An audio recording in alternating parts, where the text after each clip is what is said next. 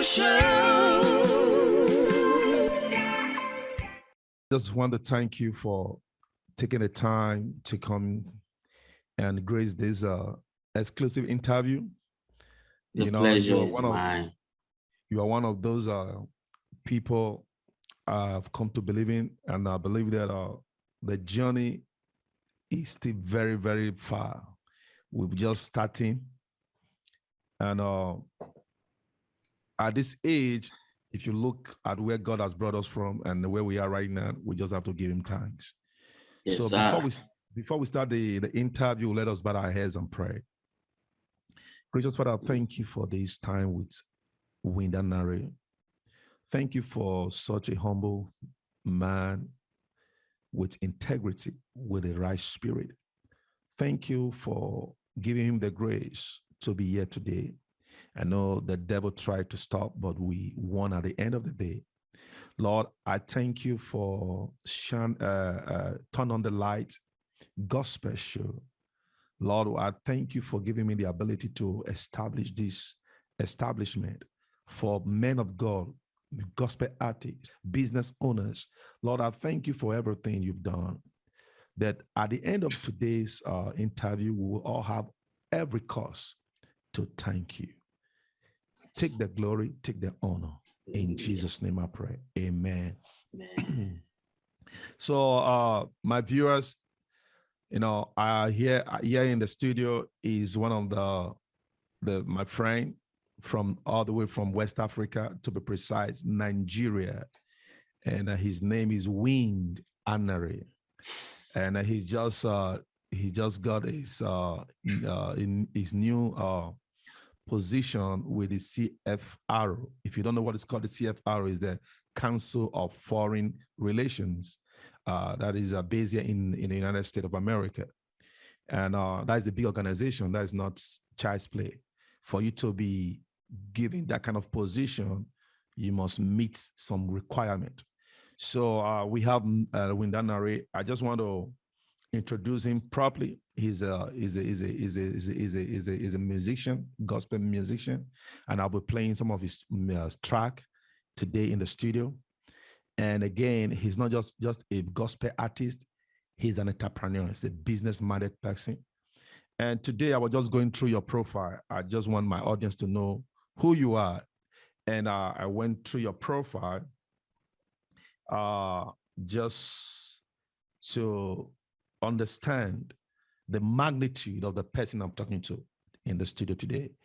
And you were appointed as the ambassador for Council Foreign Relations. On foreign relations. That is our Council on Foreign Relations. Yeah. And it's not just an ordinary position. And when I was reading your track record, you said something here. You said, as someone who has trained a number of people from different walks of life, including young adults with trips to Europe, some other countries for model UN conferences. I have witnessed firsthand how students passionately participate in stimulated policy-making programs to impact communities and influence cultures. That is heavy. That is so deep. I only know you as a brother that we grew up with together, but I never knew you can sing until I in the village many years ago. In the village. I never knew you can sing very well until I saw one of your first track, Obara, that I'm going to be playing here today. My viewers, this is just not just an ordinary man that is in this room today with me. He's so humble. You can see him. He's so humble. You will not even know that there's a bunch of wisdom sitting with us today. So his name is Windanare. In the course of the interview, he will introduce himself more. I am Pastor Richard, the founder of Turn on the Light Gospel Vibe. And I'm the founder of Believers Love Assembly Prayer Ministry. And I'm the CEO of 3T Multimedia Cafe, based here in the US. Wow. And I'm a career person too. I'm a cyber analyst. I'm a media, digital media stream specialist. So we have a lot of little portfolio we are holding, you know, just by the grace. So I'll be pleased here in the studio to allow this powerful man to tell us about himself, about his career, and about the future. So before we start, I want us to play one of his music that I love most. When I got this music, I quickly sowed a seed straight to that music, because the songs. Thank you so much for that seed. Yeah, the song spoke some deep things concerning even me. You know, my first son name is Osamudiame. You know, I did that when I got the music first. It was really powerful. I was inspired. I said, I don't just want to listen to the song, I want to sow into it. So today, my viewers, you'll be listening to the song by Ambassador Wind Anare.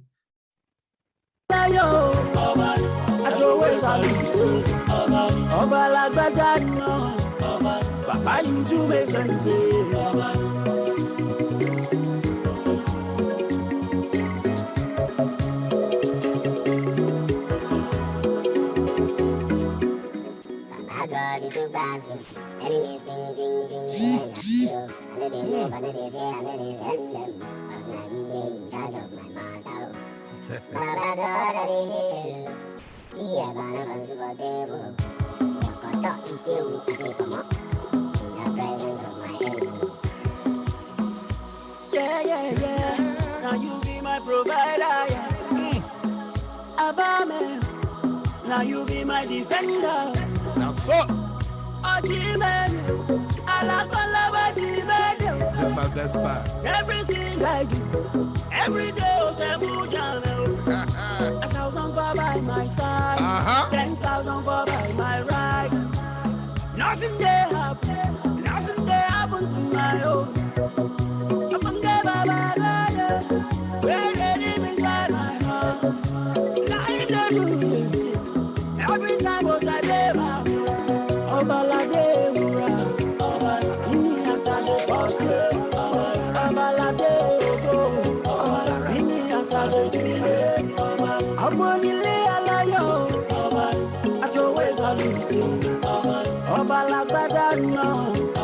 Baba, you do make sense.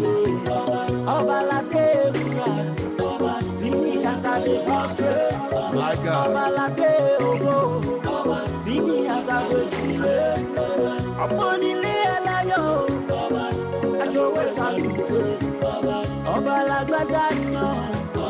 Baba, you do make sense.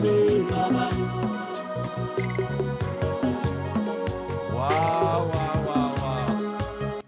That is Ambassador Wind Anare. You know, I love that song, man. I love that song. So, man of God, blesses me every time. Every time, you know, I have it on my desktop. Yeah, I play it almost every week. I just want to revive my spirit. That's the song I play. So, you know, I want you to tell us about yourself. You know, I'll be introducing you, and I played your music. So I don't want you to tell us who you are. Who is Wind Anare? Yes, sir. Thank you so very much, man of God, for the privilege to be here.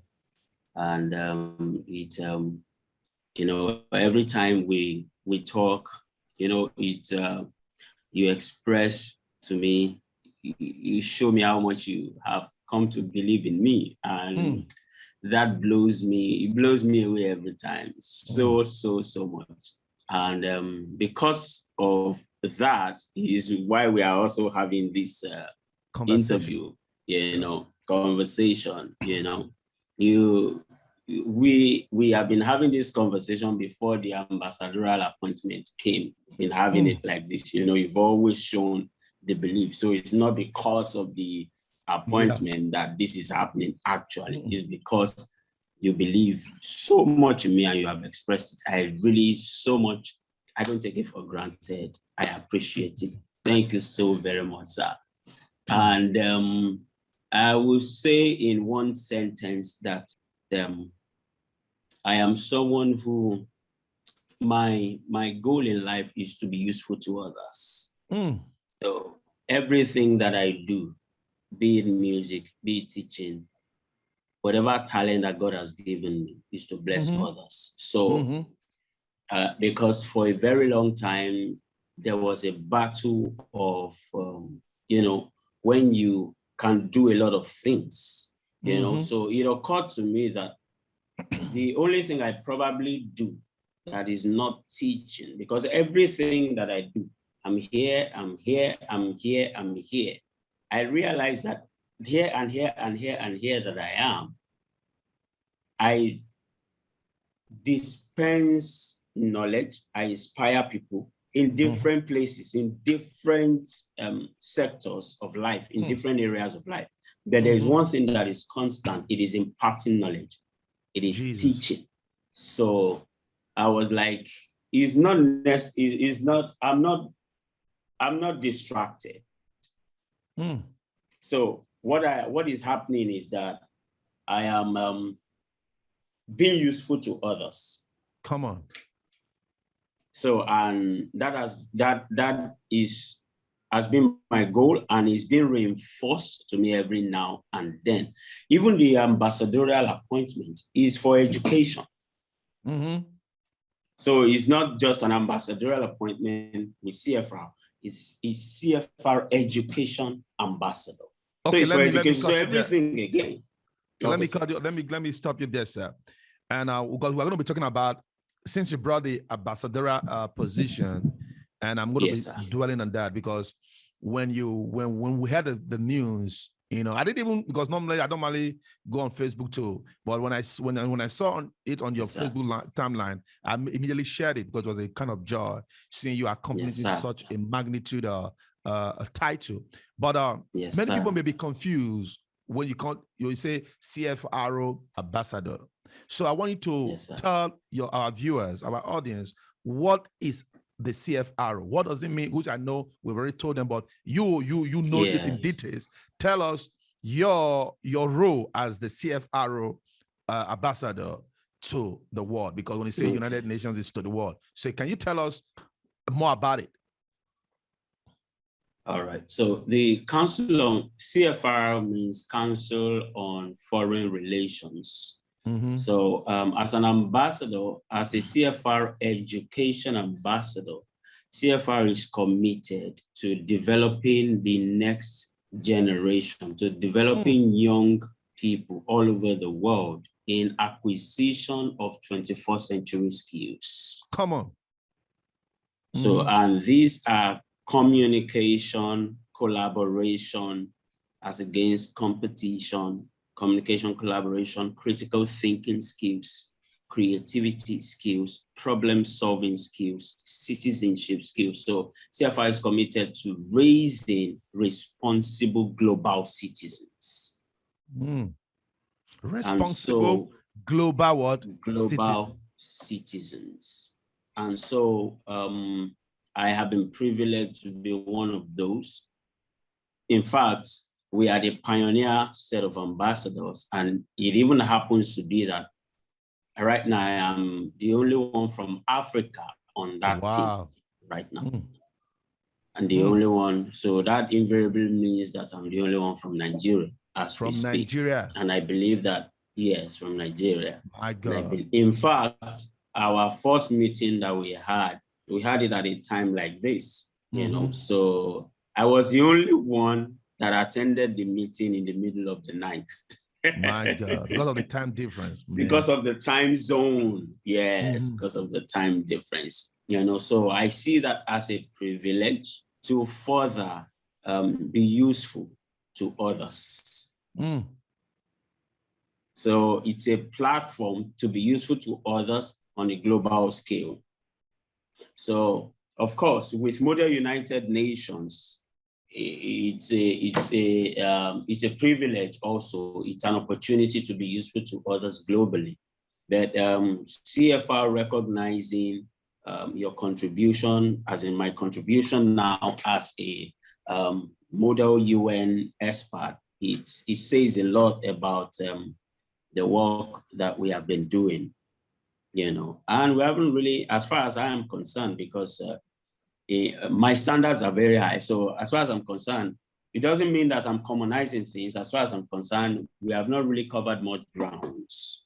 As far as I'm concerned, we're just starting, and the little we have done is being recognized globally.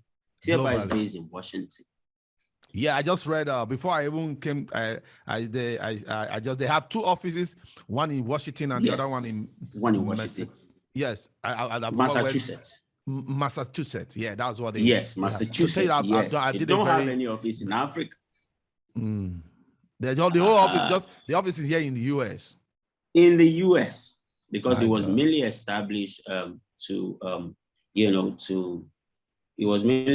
develop a think tank community for the United States foreign policy. Okay, but now they are expanding into education to younger generations. Yes. Okay, you say it was mainly designed for policy making, right? Yes. Okay. Yes. Now, how is it? They've not lost that focus. They are still on it. They have just created the education section. I think about 6 years ago that they did that. Yes. Okay, now with those that are listening to us right now, listen to how you, because that is what I really want you to break down, which you have done. You've done very well, so that people will understand what is this CFR, which they know about now. So now you are the only one in Africa, let's say Nigeria, that was selected. The whole of Africa. The whole Africa. North, south, west, east. Yes. The whole Africa. Yes. Okay. Yes. What does not the only black? There is another black, but it's based in the US. The only one from Africa, right? My next question now, with this position, I know you carry a lot of responsibilities. So how is Africa going to benefit from this new position? All right. Okay, so we are already, before CFR came on board with Model United Nations Academy, we're already doing things for Africa here, right? So we're already tweaking things. We already have our goal. So what made it easy I believe that one of the things that made it easy to be able to sync with CFR is because our goals are aligned. Our goals are also to help Africans develop relevant 21st century skills. What kind of skills? Relevant skills, problem-solving skills, critical thinking skills, negotiation skills, communication skills. A lot of people, if you notice, a lot of young people in this part of the world find it difficult to communicate properly. So you have grievances. That is why a lot of them go into vandalism, violence, and aggression, because they don't know how to communicate their grievances. So they express it in violence, express it in vandalism. So every opportunity to vandalize, they take advantage of it. Look at the situation of xenophobia. Nigerians were being killed in South Africa. Was it 2 years ago or so? But here, when Nigerians were going to respond to an attack happening in South Africa, Nigerians were vandalizing Nigerians here. So it shows that there was a fundamental problem already. So that situation brought out that expression. So instead of them to, communicate their grievances clearly, they go, they express it. I normally see you teaching young kids on policy making, decision making, diplomacy, and all stuff. So that was private school, we have the standard of education in Africa is so down. Our kids, the ones that have the money tends to send their kids to the private schools. Why most of the schools in Africa, they don't have chairs, they don't have good facility like what we have here in the part of the world. But now, have the educational sector Have they include this this skill development in their curriculum? All right. So when we started out, we were trying to reach public schools, because one of the things, the situation I described about student fighting, they were public school children. So I felt that public schools would need this more, because they are more vulnerable. So I felt they would need it more. So I tried to work with Lagos State Board of Education. We were not given the opportunity. We actually wanted to work with public schools, so we're not given the opportunity. So we now created an independent Model UN organization. That was how we went there. Okay, so if we're not going to be allowed to work with public schools, because we wanted to do it for free, we just come in maybe every Friday, yes, for free. We just come in maybe every... That's a gift, man. Yes, we'll just come in maybe every Friday. So we asked to go to Lagos State Board of Education. We went and everything was frustrated, and all the efforts, so we said that, okay, so if this be the case, let's just set up an independent organization. So during holidays, some of the public school children kids can come to us, and then in that situation, we are not, we can even have a situation where we can work with as many as we can work with. So, but those that have been able to take advantage of this program are the private schools, and that takes me back to my it takes me back to how I started in this journey. Yes, because I did not know anything about Model UN. I didn't know anything. I didn't do international relations. I read psychology. Yes, so where I was working, and I wouldn't have been on this journey without the school that I had worked in, and that's Temple School. So I will mention it because Temple School played a big role, in because Temple School was like a training ground. So we had a principal at that time who just came in, and then who came in with this, and that's Mrs. Arufin, who came in with this project called Model United Nations. That was the first time I was going to hear about it. I was a maths teacher in Temple School. So I saw the project, students were participating, they were writing things. So I will go to the notice board, I will read about it, I'll go about my other business. I'll read about it, I'll go about my other business. So one day, she called me to our office that, because after a while, the thing died down. Nobody was, I wasn't seeing anything about it anymore. But then later, she called me to our office and said that the students are recommending me, that the students have told her that my interest is wide. Of a truth, my interest is wide, so that my interest is, I love, I love to read wide. I love to know about international affairs. I just love those things. Yes. So, and that I've been recommended by the student if I will be able to help out with a project called Model UN. So Model UN. And now, yes, Model UN. So, and I said, okay, it can be done. We can do it. And then to my surprise, she said, you are the first person that is saying it can be done. All your colleagues have said that it cannot be done. Then why are you saying it can be done? I said, well, my orientation is you can't say something cannot be done without evidence. You haven't tried it. So what gives you how did you come to the conclusion that it cannot be done? You don't have evidence, proof to present that it cannot be done. You haven't tried it. So I believe that it can be done if given chance. So she gave me the opportunity to go ahead. So when I went away from my office, I realized that what I have said yes to, I know nothing about. So I went back to her. I said, is there anybody's contact that you can give me that can put me through. So she gave me a contact of someone in Ghana. So the person was putting me through via email. My God. Because there wasn't much at that time in 2010. This journey started in 2010, actually. My God. And it started with taking up a responsibility, a project that nobody wanted to take up.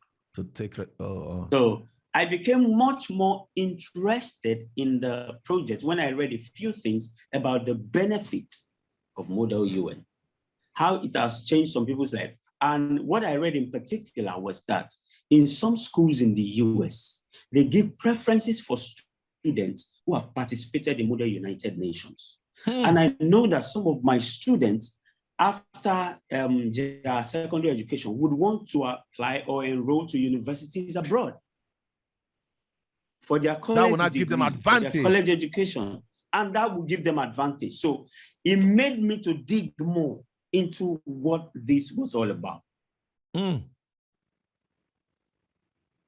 My God. Looks like we've lost Anari. Let me see. I'm enjoying this interview, man.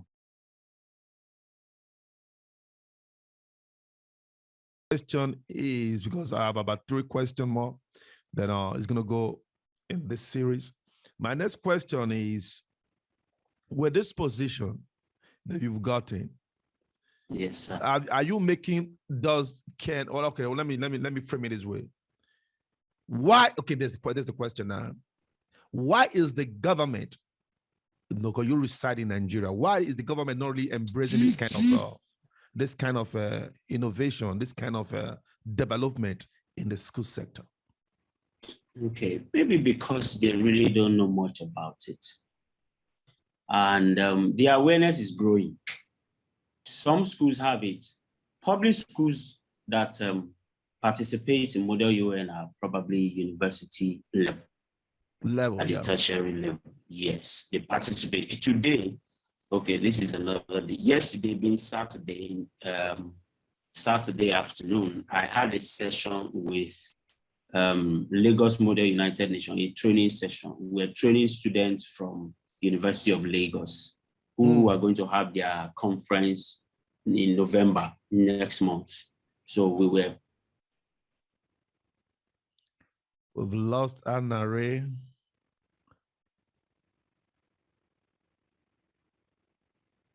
We've lost him again.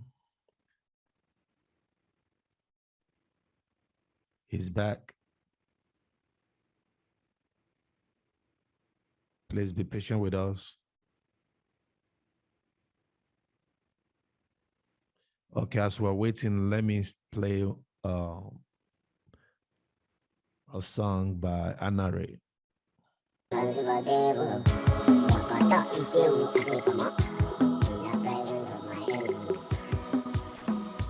lot of information. Yeah. Okay, yeah. Yes, sir. Okay. Well, just that it's just off and on. So you were saying something about before we lost you. You were saying something. So I said about the public. Okay, the federal government. Why are they not embracing it? Yeah, so I said maybe because they are not really. They really don't know much about it. They don't know what it can do, but the awareness is growing. So, okay. Because there are some public schools are participating now, but they are at tertiary level. We will see more. I would want to see more of this in secondary schools and possibly primary schools as well. And because here in the US, available to help make that happen. Because I know here in the US right now they are introducing it into their schools. Yes. They're introducing to their schools. It's prevalent. My wife was saying, yeah, they are introducing because actually, like I said, in one of my first degree was in international relations and diplomacy. You said something so key that people don't know how to negotiate these days, even in business. Yes. It will help these kids to negotiate at all levels.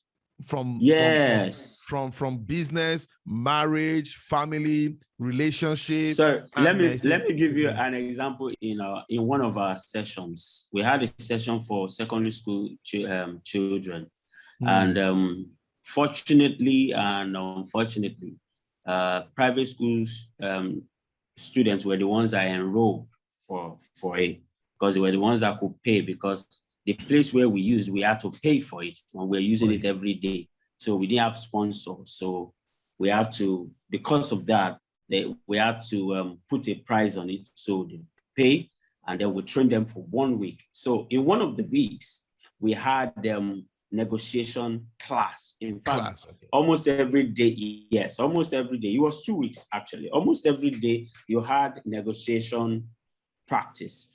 So one of the things we used for negotiation was a game board, which is Monopoly game board. All right. So in Monopoly game board, we didn't just leave them to play the Monopoly. We guided them. So each step, we were explaining what it means. So each thing that they do, we were giving them what it means. So I realized so when we give them, when we interject and explain things to them, we leave them again to play and interact. So I realized that because they were also representing countries, and these were children, secondary school children.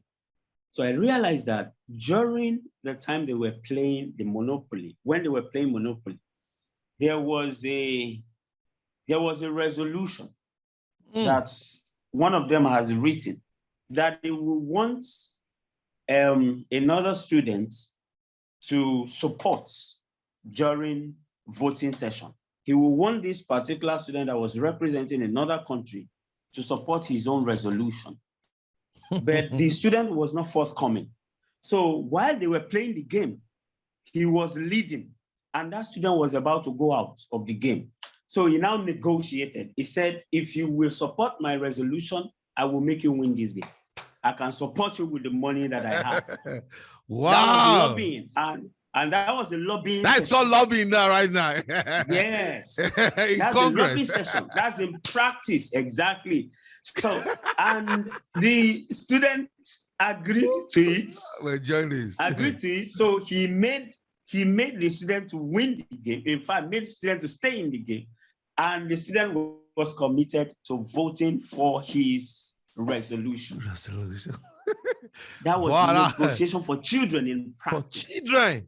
Do you imagine, sorry for cutting you short. You imagine we didn't have this opportunity when we were growing up. No, we didn't. Because if we had this kind of opportunity, there would have been no courtism today in schools.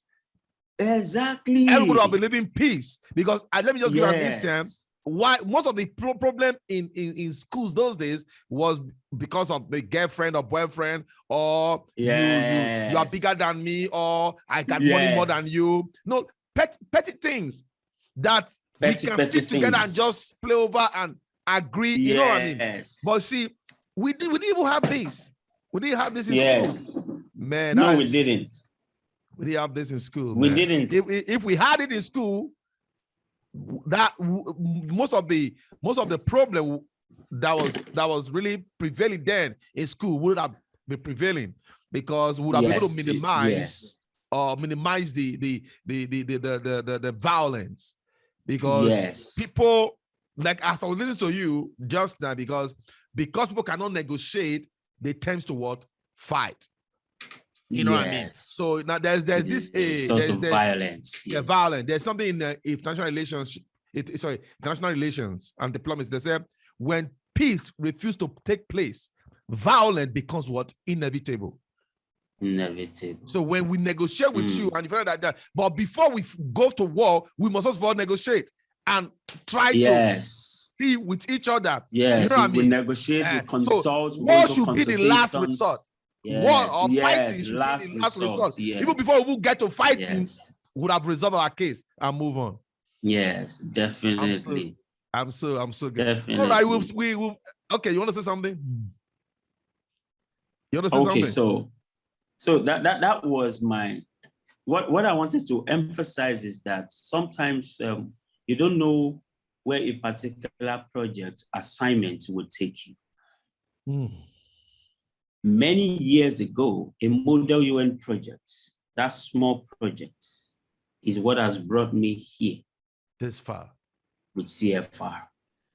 Man, so I'm so happy to have this conversation with you, because even I'm learning a lot. You know what I mean? Even when I was in school, they taught us conflict resolution. They taught us diplomacy. They taught us mediation, arbitration, all those terms. But now we didn't really come. After we left school, we didn't even work in the UN. We didn't work in Congress. We're not in politics. So we didn't even know that you can use these skills in every area of life, in your marriage. It can be used in marriage. Yeah, definitely. Yes. So because those skills, they are for problem solving. Yeah, that kind of why you guys got a problem solving skill. Okay, my last question before I go to the next phase, because it's gonna be like I told you, I'm going to ask you a question regarding your CFRO position and your music career. So before we go to the music career, let me ask the last question regarding your CFRO position. Are you here, Win? We've lost Win again. Before let's play the music, and I believe it's the network.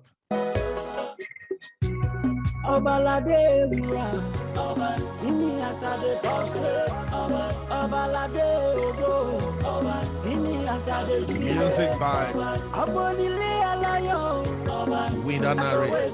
Okay, you're back.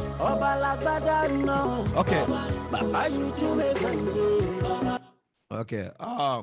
A day will come, we will not have to do this on Skype. You'll be here in the US, and I'm going to host you in my studio. Yes. And we'll do it live. Sir. Yeah. Yes, sir. I look forward to it. Yeah. Okay, now it won't be less than it won't be more than it won't be very soon. Very soon. Yeah, you're gonna be in the studio live with me, because let me tell you, I'm not exaggerating. I'm not exaggerating. You got a lot of skills that the world need. You don't judge a book by its cover. That's what I mean. Anybody that looks at you and says, "He's not this tiny little man," but I believe people will take you serious, because if any organization that will have you in their company should be blessed. Yes, sir. Because yes, sir. This That's is what they absolutely need. Correct. This is what they need most of the sir. companies, even in schools, in church, because we have a lot of things going on in the church. I'm a pastor. Have a lot of things going on in the church. The ability to resolve conflict is it's not easy, for understand each other. And so with you having this kind of ability, I believe you're going to be a blessing to so many organizations in the world. Yes, sir. So with the last question, and how are you guys funded? Like you said, the United Nations, you said the modern UN, you guys were funding it. It was an independent organization. Yes, so we are still funding it independently. Okay. People, yes. How would people? Okay, do you get donations from? We don't get donations from anybody. So how do you guys fund it? How do you guys, because you so when we have training, if you're going to Abia State to do a conference, yes. And how do you do that? How do you fund it? It's usually paid training. Okay, you get the people to pay for the training. Yes, they have to pay for it because we don't have sponsors. Okay, yes. That is a very good thing, but I believe that a time will come yes, that Africa will really know who you are. Because I see in the future, I see you so relevant in this 21st century because that's why we are doing this interview, so that the world will know who you are. Yes, because I'm going to put this interview online so that even on YouTube, so you don't know who's going to be listening to you and they say, "Well, we need that young man in our enterprise because you are such a gift." Sir. You understand me? So I've enjoyed you today, and I just want to thank you for giving up your time to come.